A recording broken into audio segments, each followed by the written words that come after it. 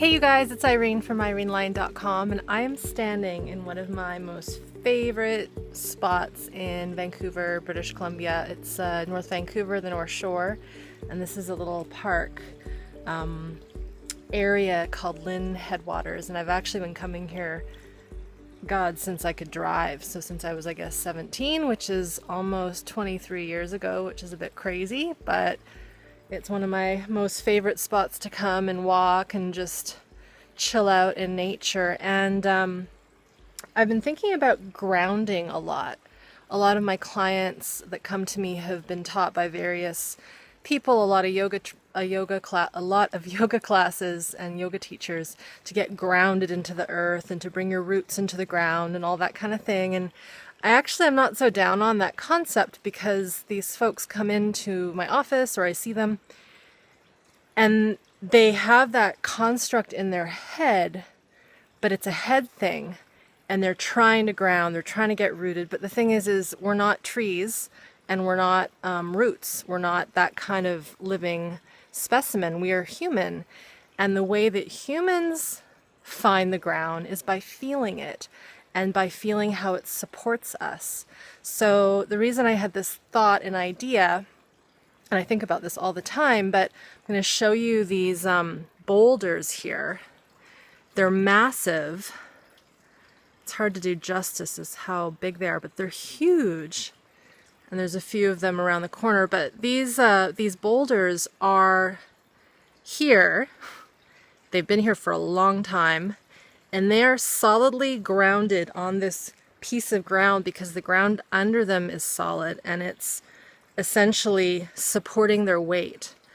So with that said, even right now as you listen to this, even if you're sitting, you can get grounded just by feeling the contact of your body against the chair or feeling your feet on the ground.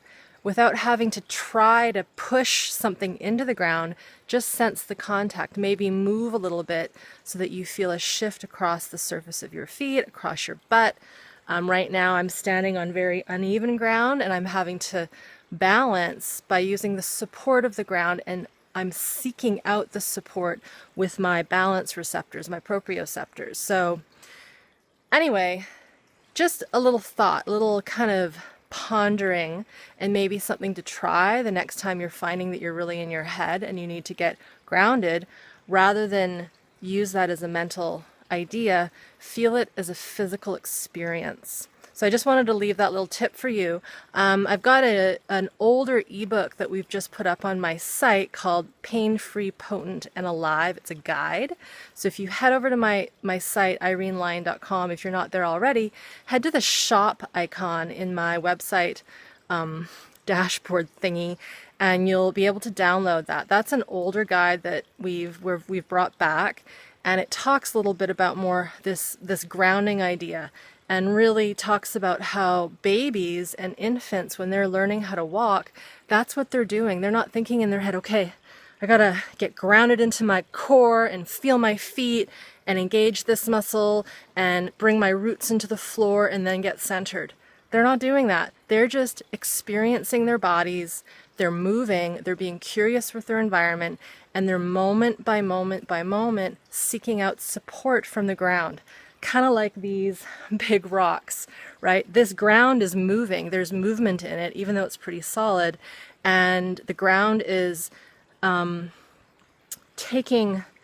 it's doing what it has to keep those rocks supported. Obviously, if there was an earthquake or a lot of water that would come through here, that would shift, it would change. So I'll leave it at that. And like I said, head over to my site if you're not there already, IreneLyon.com, and also get this guide that we've resurrected, Pain-Free, Potent, and Alive.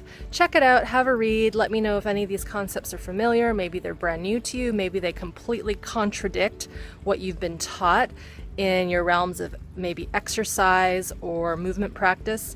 I'd love to know. Drop me a comment, send me an email, post something on Facebook, and I'd love to hear your thoughts on that guide. So take care, and we will see you next time.